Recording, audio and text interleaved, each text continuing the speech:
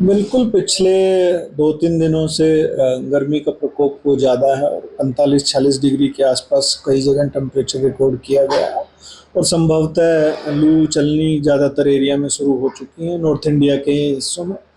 तो सबसे पहले मैं लोगों को जो सलाह देने वाली बात है कि अवॉइड गोइंग इन द सन, जो सबसे बड़ी बात है, यानी धूप में जाने से बचें। पर्टिकुलरली 12 से 3 के बीच में दोपहर में पीक होती है गर्मी के, कभी भी ऐसे समय में आप बाहर जाने से बचें। यदि आप काम में किसी अकर्मिक वर्ग हैं या कोई ऐसा काम करना पड़ता है तो कोशिश करें कि आप सुबह 8 से 12 के बीच में काम करें और 3 बजे के बाद में काम करें। और यदि दोपहर को आपको काम करना भी पड़ता है तो ऐसे इंडस्ट्री एरिया की बात करूं या कोई कंस्ट्रक्शन एरिया में बात करें तो पहले दोपहर के पर्टिकुलरली 12 से 3 के टाइम में कोशिश करें कि छायादार हिस्से में काम करने की कोशिश करें।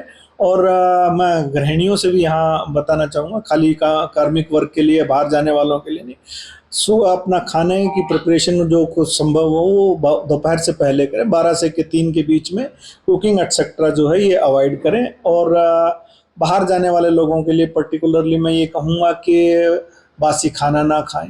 ऐसे मौसम में ज़्यादा नॉन वेज का सेवन भी ना करें। नॉन वेज से एज सच मेरा कहने का मतलब है कि हाई प्रोटीन डाइट का सेवन ना करें।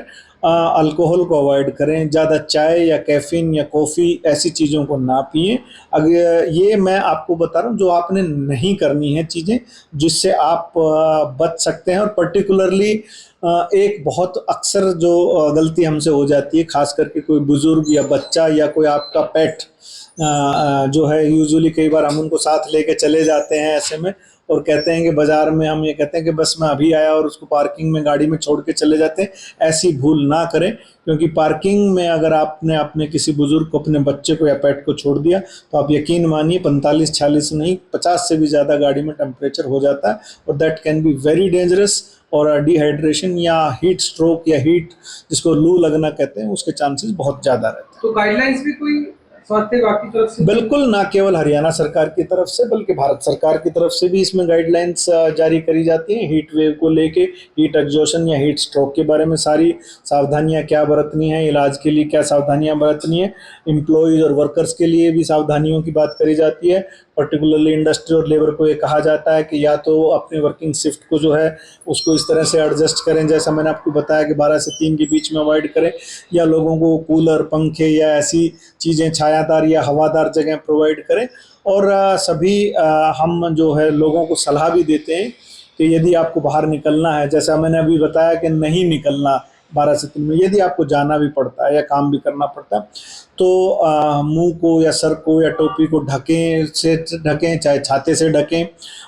जो खास करके बहुत ज़रूरी है, पतले और फुल बाजू के कपड़े पहनना। यूजुअली लोग गर्मी में सोचते हैं कि मैं कम कपड़े पहनूं तो मुझे गर्मी कम लगेगी, नहीं, आपका हीट स्ट्रोक होने के चांसेस या हीट एक्सपोजर के चांसेस ज़्यादा बढ़ जाते हैं। तो आपको अपने आप को ना केवल पतले हवादार कपड़ों में, पूरे बाजू के कपड़ों में पहन के रखना है, साथ में आपको अपने आप को हाइड्रेट रखना है। उसके लिए बार बार पानी पिएं पर्टिकुलरली, और रसेदार फलों का सेवन करें। मैंने जैसा पहले बताया, हाई प्रोटीन डाइट को अवॉइड करना है और पुराने बासी भोजन को अवॉइड करना है।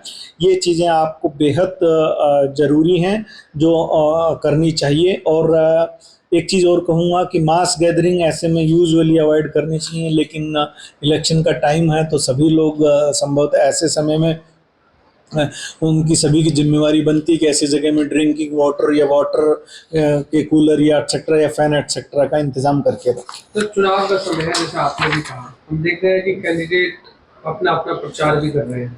ऐसे में काफ़ी गैदरिंग भी वहाँ पर होती है हर जगह। तो इस गर्मी के प्रकोप में जो गैदरिंग एक जगह होना, उसके लिए कितना? नहीं, मैंने अभी बताया कि सभी सबसे बड़ी बात, अपने आप को हाइड्रेट रखें, बार बार पानी पिएं, ऐसी जगह पे पानी का इंतज़ाम रखें और पंखे या कूलर्स का इंतज़ाम कर रखें। और जैसा कि क्योंकि आने वाले दिनों में इलेक्शन है तो न केवल स्वास्थ्य विभाग ने बल्कि इलेक्शन कमीशन ऑफ इंडिया ने और डिस्ट्रिक्ट एडमिनिस्ट्रेशन के साथ मिलकर हमने सभी जगह पर पीने के पानी की व्यवस्था के साथ साथ ORS का भी इंतज़ाम हम कर रहे हैं। और सेम यही चीज़ इंडस्ट्री और सभी एरिया में मैं आपको बताना चाहूँगा कि हमने इंडस्ट्री डिपार्टमेंट के साथ, उनके लेबर कमिश्नर के साथ मिलकर हमने हर इंडस्ट्री, जो बड़ी इंडस्ट्री है जहाँ 500 से ज़्यादा लोग हैं, वहाँ पर प्रतिदिन के हिसाब से हम ORS जो है प्रोवाइड प्रोवाइड करवा रहे हैं और उनको दिशा निर्देश दिए कि कैम्फर में ORS का घोल बना के प्रोवाइड करवा के रखा जाए। ये बेहद ज़रूरी चीज़ है और इसको इम्प्लीमेंट किया जा रहा है। तो एक लास्ट है कि किस तरह के मरीज इस समय आ रहे हैं हॉस्पिटल में? बिल्कुल, मैं एक बात ये कहूँगा, मरीज किस तरह के आने से पहले ये कहूँगा कि जो छोटे बच्चे हैं, बुजुर्ग हैं, जो प्रेग्नेंट हैं, जो लोग पर्टिकुलरली पुरानी बीमारी से ग्रस्त है, चाहे हाइपरटेंशन हो, चाहे शुगर हो, या पुराने हृदय रोगी हों, या किडनी की बीमारी से ग्रसित हों, उनको, और या ये कहूँ जो लोग बाहर ज़्यादा काम करते हैं, मजदूरी का काम करते हैं, ज़्यादातर इन किस्म के लोगों को इस वक्त लूज मोशन या डायरिया या वोमिटिंग के साथ, सिम्टम्स के साथ या बुखार के साथ आते हैं। अभी सिर्फ यही केसेस आ रहे हैं। अभी तक कोई, अगर मैं कहूँ, हीट स्ट्रोक का केस जो है वो डिटेक्ट नहीं हुआ है, लेकिन क्योंकि अब लू चलने शुरू हुई है तो आने वाले दिनों में संभवतः हीट स्ट्रोक के केसेस भी देखने को मिले।